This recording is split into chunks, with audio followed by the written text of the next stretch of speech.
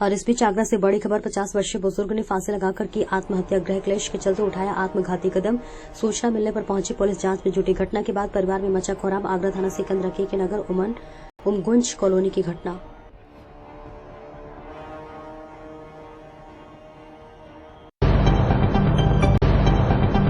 और इस बीच बड़ी खबर आगरा से। आगरा थाना साइबर क्राइम पुलिस ने किया बड़ा खुलासा। एक साइबर ठग को किया गिरफ्तार। रोबोट टेक्निक के द्वारा लोगों को ठगने का कराया गया था काम। लड़की के नाम से फेक अकाउंट बनाकर पहले करता था दोस्ती, फिर न्यूड फोटो दिखाकर लोगों को फंसाने का होता था काम। टेलीग्राम पर ग्रुप बनाकर फिर एक ही मैसेज सभी भेजकर किया जाता था गुमराह। अधिक मुनाफे का लालच देकर करवाया जाता था इन्वेस्ट।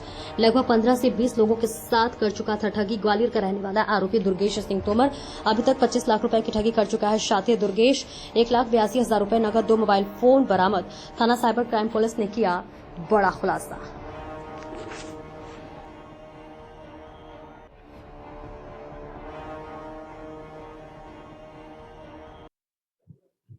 देखिए, कुछ समय पहले थाना साइबर क्राइम आगरा में एक मुकदमा पंजीकृत किया गया था, जिसमें एक व्यक्ति द्वारा बताया गया था कि ऑनलाइन शेयर मार्केट में इन्वेस्टमेंट के नाम पर उसके साथ में ठगी की गई है। इसी घटनाक्रम के खुलासे के लिए एसीपी हरिपर्वत के नेतृत्व में टीमें गठित कर अभियुक्तों की गिरफ्तारी व मामले खुलासे के लिए टीमें गठित की गई थी। उसी क्रम में एक अभियुक्त जिसका नाम दुर्गेश है, जो कि ग्वालियर एमपी का रहने वाला है, उसे गिरफ्तार किया गया। अभियुक्त काफी समय से लोगों के साथ धोखाधड़ी कर रहा है। डिजिटल फुटप्रिंट के माध्यम से यह पता चला है कि इस व्यक्ति के खिलाफ देश के अलग अलग राज्यों से लगभग 9 कंप्लेंट रजिस्टर्ड हैं। इसके अलावा कई सारे ऐसे अपराध भी हैं जिनमें कंप्लेंट रजिस्टर नहीं हुई है। इस अभियुक्त का जो मोडस ऑपरेंडी है वो ये था कि यह फोन पर लड़की की आवाज में लोगों से बात करता था, दोस्ती करता था। उन्हें या तो इन्वेस्टमेंट का झांसा देकर एक फेक उसकी पोर्टल या प्रोफाइल बनवाकर इन्वेस्टमेंट कराता था, या फिर कुछ मामलों में एक हनी ट्रैप के माध्यम से भी इन्होंने लोगों के साथ में धोखाधड़ी करने का प्रयास किया है। ये बहुत ही अच्छा गुड वर्क हमारी टीम ने किया है।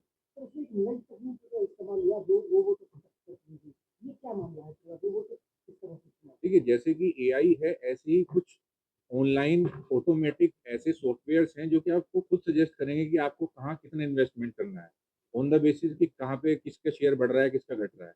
ये आदमी चूंकि पहले खुद इन्वेस्टमेंट करता था और इसने सॉफ्टवेयर की भी जानकारी, एक सॉफ्टवेयर इसने खुद पहले भी बनाया था। जब इसमें इसे लॉस हुआ, उसके बाद इसने लोगों के साथ उस सॉफ्टवेयर के माध्यम से ठगी करना शुरू की। तो यही टर्म है जो आप लोगों के साथ में शेयर किया जाए।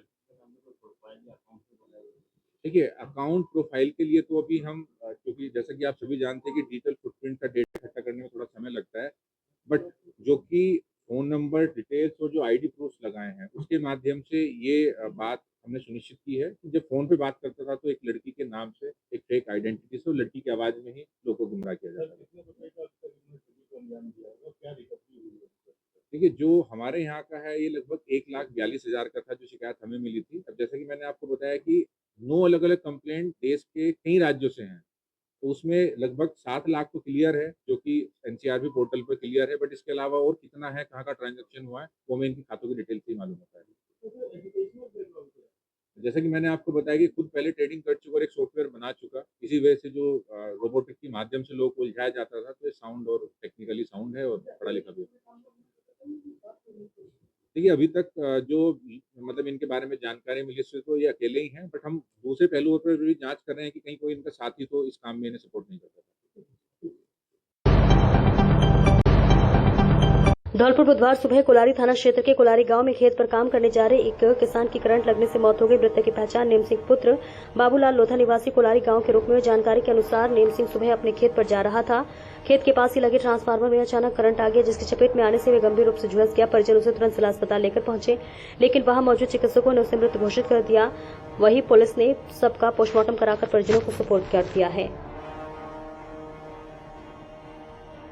जी सर। नेम सिंह पुत्र बाबूलाल लोधा निवासी कोलारी, इसके परिजनों ने बताया कि करंट लगने से मृत्यु हुई है, जिसकी पोस्टमार्टम करा करके बाद में लाश परिजनों को सुपुर्द कर दी गई है। आगे की कानूनी कार्रवाई जारी है।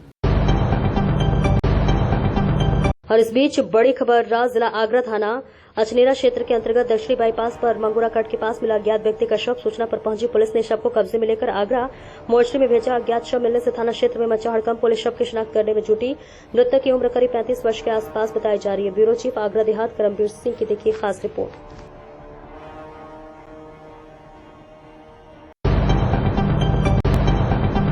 से बड़ी खबर, कूलर में करंट दौड़ने से सेना के जवान की हुई मौत। छुट्टी लेकर घर आए फौजी अनिल परिहार के करंट लगने से मौत से मचा कोहरा। कूलर में पानी डालते समय जवान को लगा था करंट, हुआ हादसा। एमएच अस्पताल आगरा से पोस्टमार्टम के बाद जवान के पार्थिव शरीर को घर गांव सम्मान के साथ लेकर पहुंचे सेना के जवान। जवान के पार्थिव शरीर को देखकर रात बिलख उठी पत्नी और मां। अंतिम दर्शनों को उबड़ा हुजुम। सैन्य सम्मान के साथ सेना के जवानों को पुलिसकर्मियों ने अंतिम विदाई को दी सलामी। हुई अंत्येष्टि। थाना पिढौरा क्षेत्र के गांव गुर्जा शुभ लाल का है मामला।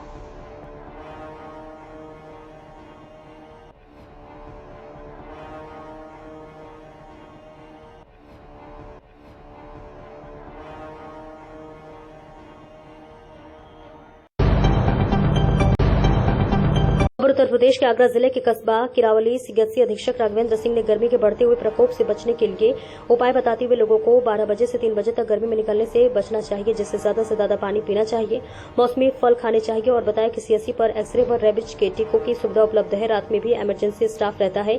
अगर किसी भी मरीज को कोई परेशानी आती है तो उसकी शिकायत सीधे तौर पर कर सकते हैं। खबर ब्यूरो चीफ आगरा देहात करमजीत सिंह की। गर्मी का प्रकोप बढ़ रहा है तो आपके सीएचसी पे क्या उसके लिए स्पेशल वार्ड है कोई? हाँ, हमारे पास स्पेशल कोल्ड रूम है जिसमें कि जितने भी लू से ग्रसित और गर्मी से पीड़ित लोग आते हैं, बच्चे हैं, वो गर्मी में परेशान हो जाते हैं, उनको दस्त लग जाते हैं, डिहाइड्रेशन हो जाता है, तो उनके लिए स्पेशल रूम बनाया है जिसमें कूलर की व्यवस्था, एसी की व्यवस्था की गई है। तो ये लू से बचने के लिए क्या उपाय है डॉक्टर साहब, क्या सलाह देंगे आप? मैं सबसे पहली चीज है जो जिस कारण लू लगती है, जो दोपहर में हम लोग बाहर निकलते हैं लू में, गर्मी में 12 से 3 बजे तक अधिकतम गर्मी रहती है और आपको किसी कारणवश बाहर भी निकलना पड़ रहा है, वैसे तो आप कोशिश करिए कि इस टाइम हम बाहर ही ना निकलें। और अब बाहर निकलना है तो सबसे पहले हम अपने साथ में ऐसा कपड़ा लेते हुए चलें जिससे कि हम सर पे बांध लें, जिससे हमें सीधे सूरज की किरणें हमारे सर पे ना पड़े। और अगर हम जा रहे हैं तो तब भी हम रास्ते में नींबू पानी पिए, साथ में पानी लगातार कोशिश करें कि अपने साथ ठंडी पानी की बोतल लेके चलें और पानी की पूर्ण रूप से व्यवस्था रखें। बार बार हम पानी पीते रहें, ORS डाल के, ग्लूकोज डाल के, पूर्ण रूप से आप अपने आप को डिहाइड्रेटेड रखें, मतलब कि पानी की कमी ना होने दें शरीर में। अब पानी की कमी नहीं होगी तो आप लू से और गर्मी से बचे रहेंगे। अच्छा डॉक्टर साहब, लोगों ने आजकल एक सोच बना रखी है कि सरकारी हॉस्पिटलों में कोई सुविधाएं नहीं होती है, लापरवाही होती है, उस पर क्या कहेंगे आप? नहीं, हमारे यहाँ तो सबसे अच्छी बात है कि सरकारी हॉस्पिटल में आजकल प्राइवेट हॉस्पिटलों से ज्यादा सुविधा मिल रही है।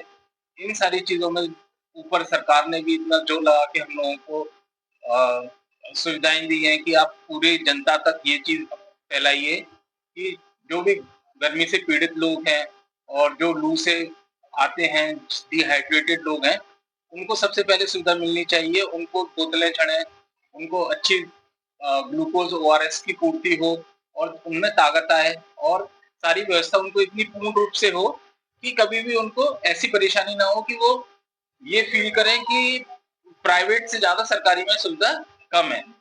जैसे डॉक्टर साहब बहुत जैसे अधिकांश हमारे भारत में गरीबी रेखा है, तो गरीबों के लिए क्या क्या इलाज मिलता है यहाँ पर? एक्सरे या क्या क्या डिपार्टमेंट है जिसका स्पेशल यहाँ इलाज मिलता है?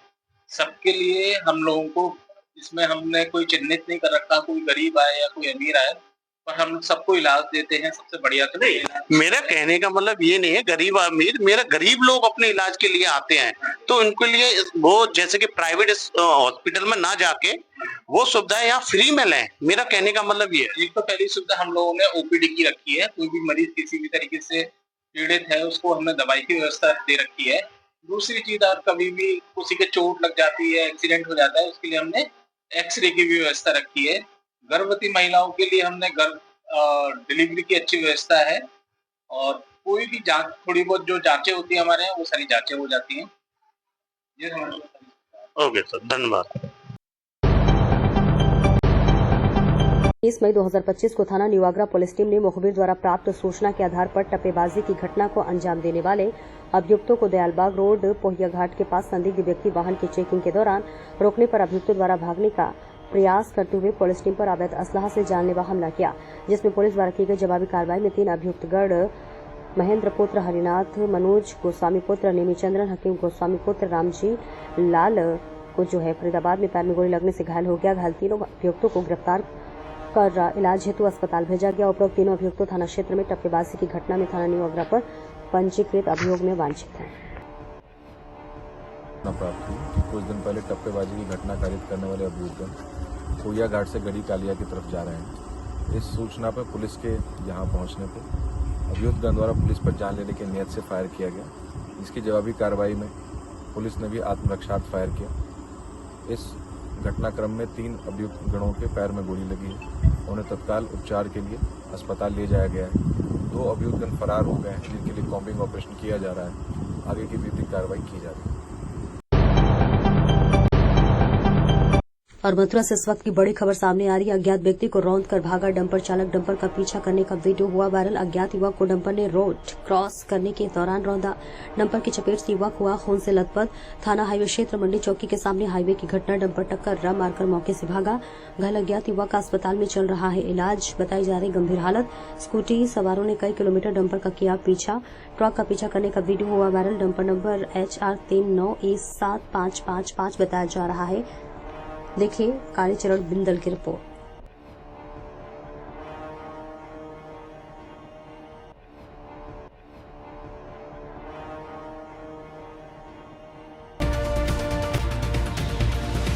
वक्फ कानून पर आज भी सुप्रीम कोर्ट में सुनवाई। केंद्र की तरफ से SG तुषार मेहता रख रहे हैं दलीलें। आज अंतरिम आदेश आने की जताई जा रही है उम्मीद।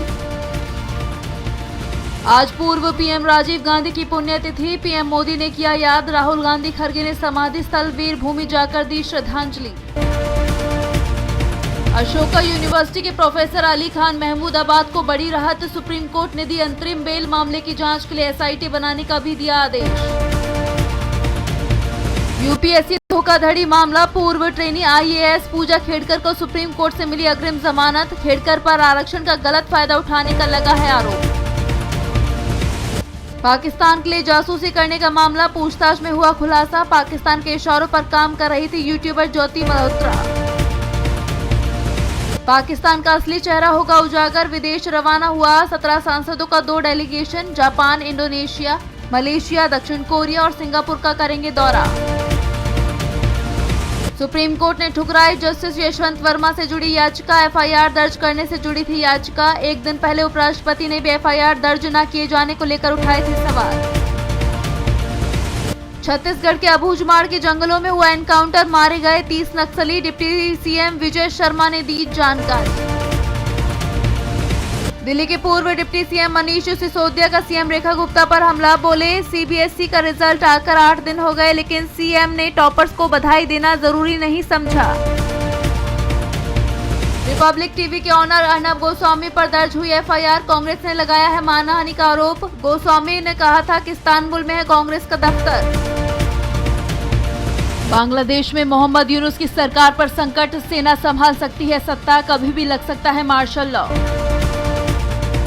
पाकिस्तानी आतंकी आमिर हमजा के घायल होने का दावा। मिलिट्री हॉस्पिटल में भर्ती। हाफिज सईद का करीबी है हमजा। भारत में हमले की रची थी साजिश।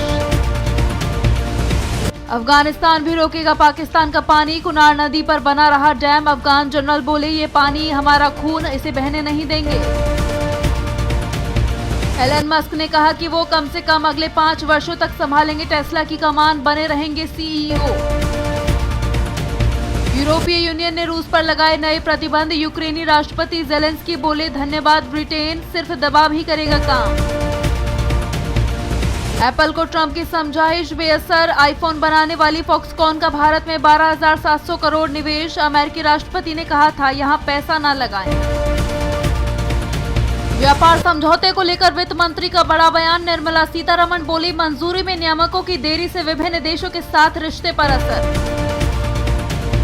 आज IPL 2025 का 63वां मुकाबला। मुंबई इंडियंस और दिल्ली कैपिटल्स के बीच होगा मैच। मुंबई के वानखेड़े स्टेडियम में खेला जाएगा मुकाबला। शिल्पा शेट्टी ने मनाया बेटे वियान का 13वां जन्मदिन। शेयर किया वीडियो। बस जिज्ञासु बने रहना। राणा नायडू 2 को लेकर सामने आई बड़ी अपडेट। 13 जून को नेटफ्लिक्स पर होगी रिलीज। वेंकटेश दग्गुबाती ने शेयर किया पोस्टर।